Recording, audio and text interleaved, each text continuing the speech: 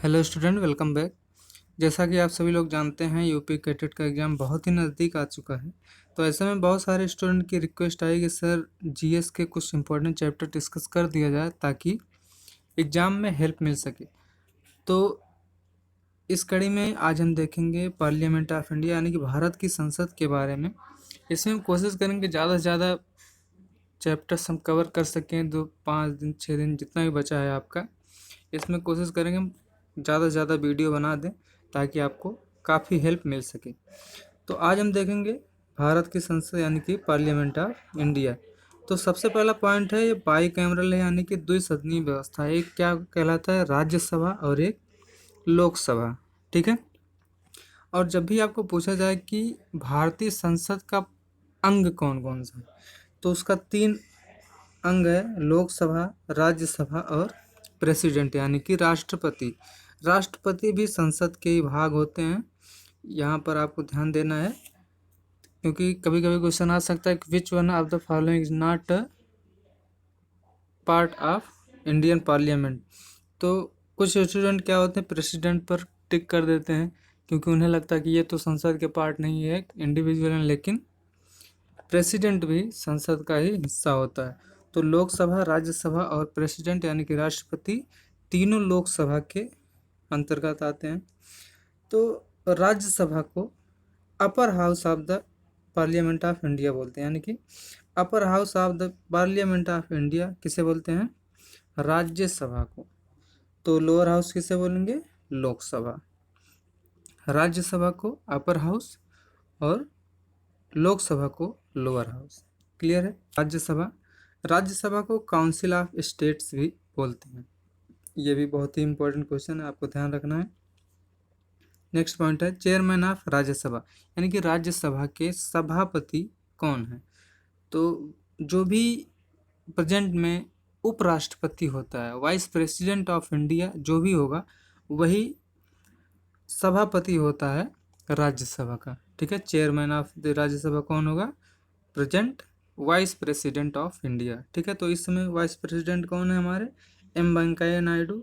ये हैं एम वेंकैया नायडू, यही क्या होंगे, चेयरमैन ऑफ राज्यसभा। ठीक है। Next question, deputy chairman of Rajya Sabha वो अभी हैं हरिवंश नारायण सिंह। ये सेकंड फोटो जो है हरिवंश नारायण सिंह जी हैं। ये क्या है, डिप्टी चेयरमैन ऑफ राज्यसभा।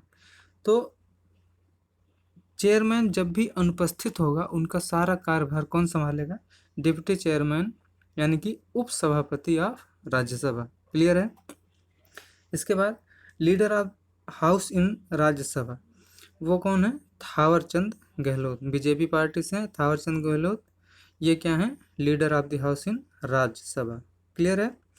और leader of opposition in the Rajya Sabha वो कौन है, गुलाम नबी आज़ाद। ये हैं गुलाम नबी आज़ाद जी। ये क्या है, leader of opposition in Rajya Sabha.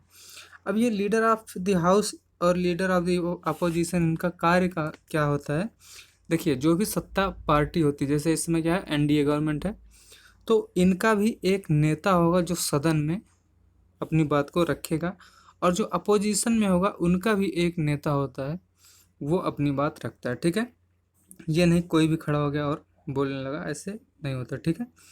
तो जो सत्ता पक्ष है उसे क्या बोलेंगे, लीडर ऑफ द हाउस, और जो विपक्ष है उसे लीडर ऑफ अपोजिशन। क्लियर है। चलिए आगे देखते हैं। The Rajya Sabha held it's first sitting on 13 मई 1952। यानी कि जो राज्यसभा की पहली बैठक हुई थी वो कब हुई थी, 13 मई 1952 को हुई थी। और राज्यसभा के सदस्यों का कार्यकाल बहुत ही इंपॉर्टेंट क्वेश्चन है, इसे आप ध्यान रखना है। राज्यसभा के सदस्यों का कार्यकाल कितना होता है, 6 वर्ष होता है। क्लियर है, 6 वर्ष होता है। और इसके 1/3 मेंबर यानी कि 1/3 सदस्यों का चुनाव हर 2 साल में होता रहता है। तो इस वजह से राज्यसभा को कभी भंग नहीं किया जा सकता। ठीक है। क्योंकि देखो, जब भी सबका अगर चुनाव एक साथ हो तो सबका कार्यकाल भी एक साथ पूरा होगा। लेकिन इसमें क्या है, 1/3 यानी कि 1/3 सदस्यों का चुनाव हर 2 साल में होता रहता है। तो इस वजह से राज्यसभा कभी भंग नहीं होती है। क्लियर है। तो क्वेश्चन ये भी पूछा जा सकता है कि राज्यसभा या लोकसभा कौन सा भंग किया जा सकता है और कौन सा भंग नहीं किया जा सकता, ठीक है। तो राज्यसभा को भंग नहीं किया जा सकता, कारण आपको पता चल गया, ठीक है। The potential seating capacity of Rajya Sabha, यानी कि कितने मेंबर हो सकते हैं राज्यसभा में, तो उसका आंसर कितना है 250। तो और वर्तमान में कितना है, currently has a minimum maximum membership of 245, यानी कि वर्तमान में कितना 245, लेकिन कितने हो सकते हैं वो कितना 250। एक चीज़ और समझ लीजिए, जब भी 250 मेंबर होंगे, ठीक है, तो इसमें से 238 वो चुने जाएंगे और 12 सदस्य क्या होंगे, राष्ट्रपति के द्वारा मनोनीत किए जा सकते हैं, ठीक है। यानी कि राज्यसभा में राष्ट्रपति के द्वारा कितने सदस्यों का मनोनयन किया जा सकता है, तो वो है 12 सदस्य, ठीक है। 12 मेंबर्स नॉमिनेट किए जा सकते हैं प्रेसिडेंट ऑफ इंडिया के द्वारा। लेकिन जब अभी 245 सदस्य हैं, तो इसमें 233 वो चुने जाते हैं और 12 सदस्य क्या हैं, वो राष्ट्रपति के द्वारा मनोनीत किए जाते हैं, यानी कि नॉमिनेट किए जाते हैं। नेक्स्ट पॉइंट यही है,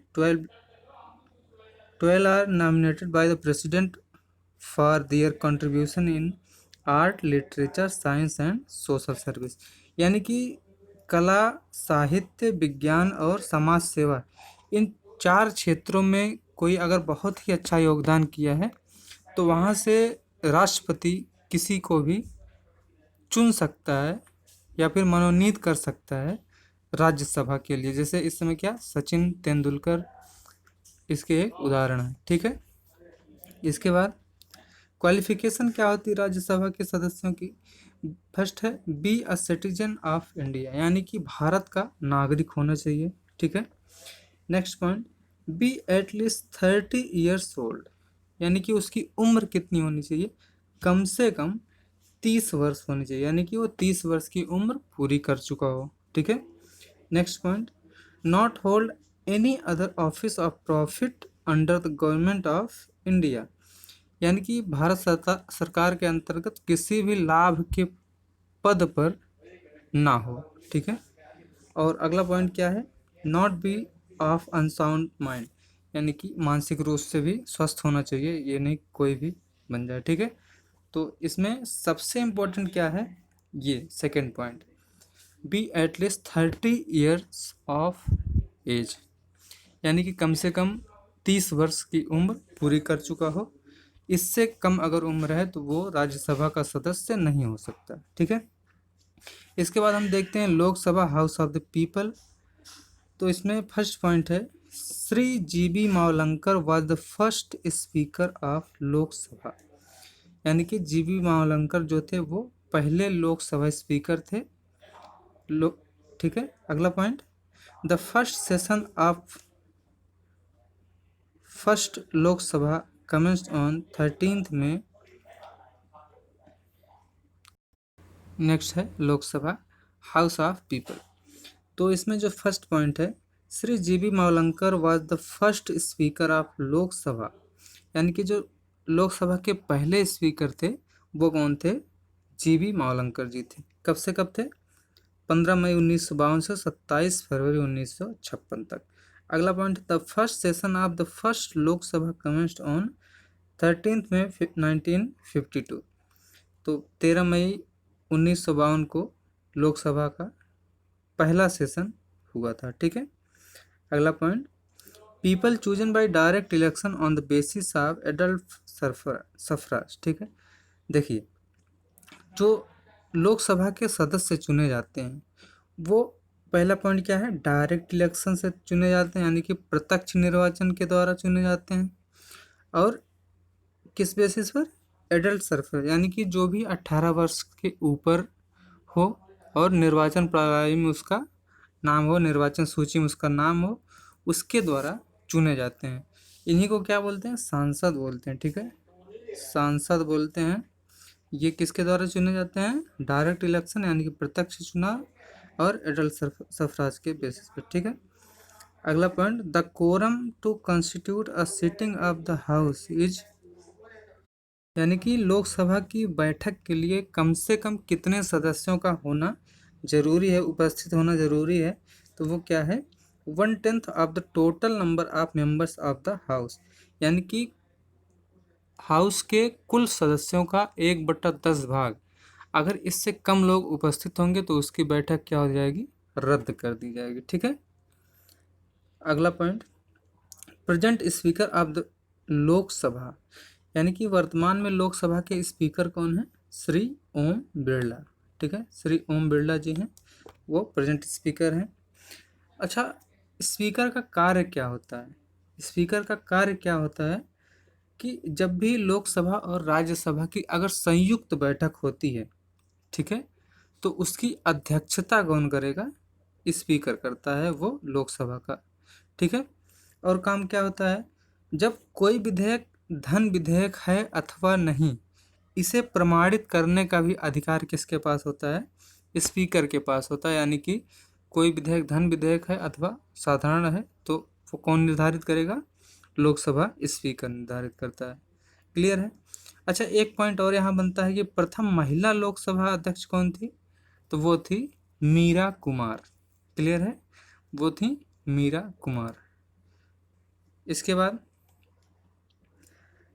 टर्म लिमिट कितना है, यानी कि कार्यकाल कितना होता है, वो 5 साल होता है, सांसद का 5 साल होता है। और इस बार ये बहुत ही इम्पोर्टेंट क्वेश्चन एक बन सकता है कि यंगेस्ट एमपी कौन है, तो चंद्रानी मुर्मू, ये ओडिशा के हैं, ओडिशा के। तो इनकी उम्र कितना है, 25 वर्ष 11 माह और 8 दिन में ये सांसद बन गए थे। ठीक है, तो ये यंगेस्ट सांसद हैं भारत के। इसके बाद शफीकुर रहमान बर्क, ये क्या है, ओल्डेस्ट हैं, ये हैं oldest MP, member of parliament कौन है, शफीकुर रहमान बर्क। बात समझ में आ गई। तो यंगेस्ट कौन हो गए, चंद्रानी मुर्मू, और ओल्डेस्ट कौन हो गए, शफीकुर रहमान बर्क। इसके बाद देख लेते हैं एक बहुत ही इंपॉर्टेंट पॉइंट, टोटल एमपी कितने होते हैं। ठीक है, तो कुल 552 हो सकते हैं, जिसमें से राष्ट्रपति 2 सदस्यों को मनोनीत कर सकता है। ठीक है, 2 सदस्यों को मनोनीत कर सकता है, लेकिन ये कौन होने चाहिए, एंग्लो इंडियन होने चाहिए। कौन होने चाहिए, एंग्लो इंडियन होने चाहिए। ठीक है। इसके बाद लेकिन वर्तमान में कितनी सीटों पर चुनाव होता है, वो है 545। ठीक है, और वर्तमान में कोई भी सदस्य मनोनीत नहीं है लोकसभा में, एंग्लो इंडियन के कोई भी मनोनीत नहीं, लेकिन राष्ट्रपति क्या है, 2 सदस्यों को मनोनीत कर सकता है। क्लियर है। तो आगे देखते हैं, क्वालिफिकेशन क्या होनी चाहिए। देखिए, जो भी राज्यसभा के सदस्यों के लिए क्वालिफिकेशन चाहिए वो लोकसभा के सदस्यों के लिए भी चाहिए, लेकिन एज में, उम्र में अंतर होता है। ठीक है, तो उम्र में क्या अंतर होता है, राज्यसभा में आपने देखा 30 ईयर्स था, लेकिन लोकसभा में कितना है, 25 ईयर्स है। ये अंतर है, बहुत ही इंपॉर्टेंट क्वेश्चन है। यहाँ से बन जाता है कि राज्यसभा के सदस्यों के लिए न्यूनतम आयु कितनी होनी चाहिए, 30 ईयर्स, और लोकसभा के लिए 25 ईयर्स। तो इस वीडियो में इतना ही, मिलते हैं अगली वीडियो में। नमस्कार।